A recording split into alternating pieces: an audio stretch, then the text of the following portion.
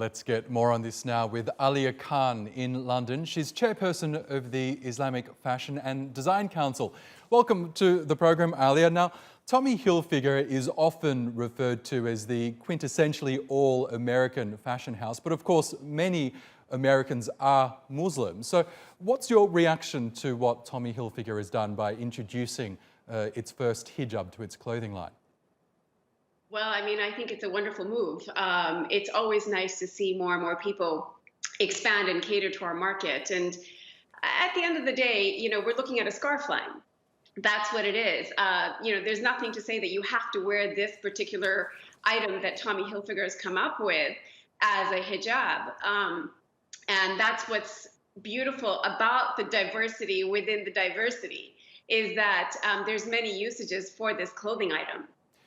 That's right. Now, are you surprised that it's taken so long for the major fashion houses like Tommy Hilfiger to actually cater to the modest fashion industry? Because it is a growing business around the world, isn't it?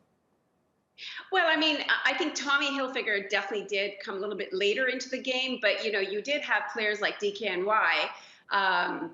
You also had Dolce & Gabbana that came up with their hijab and abaya line a few years ago. We saw Zara and Mango do things with their Ramadan collection. So it's all a part of the journey to modest fashion. As modest fashion keeps proving itself to have the huge spending power that it has, you're going to see more and more brands understand it better and ask themselves why they're not partaking in it, which is the right question to ask.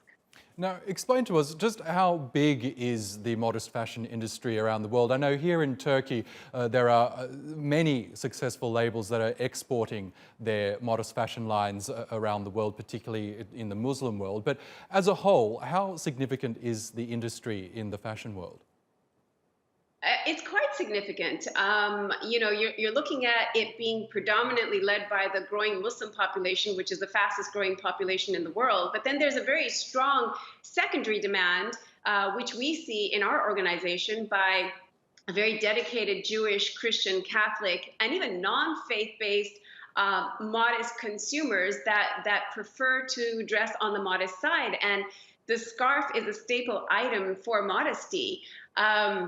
So I guess depending on what report you read, you're looking at anywhere from a $300 billion to $400 billion per year spending power just in fashion. So that's quite significant. Now, in terms of, I guess, social awareness and consciousness, we know that diversity is gaining a lot more traction, not only in terms of the fashion industry, but also, I guess, around the world in general. Are you pleased by how the fashion industry is starting to embrace, I guess, modest fashion, but also diversity as a whole?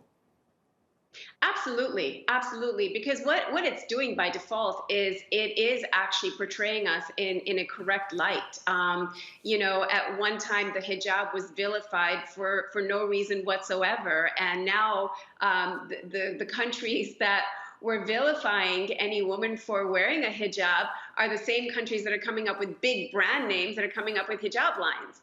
So I would say that's a huge nod to our demographic, our profile. They're helping us to rebrand Islam and the Muslim consumer, which helps us to really portray the correct narrative rather than the faulty one that was going on for a while before this.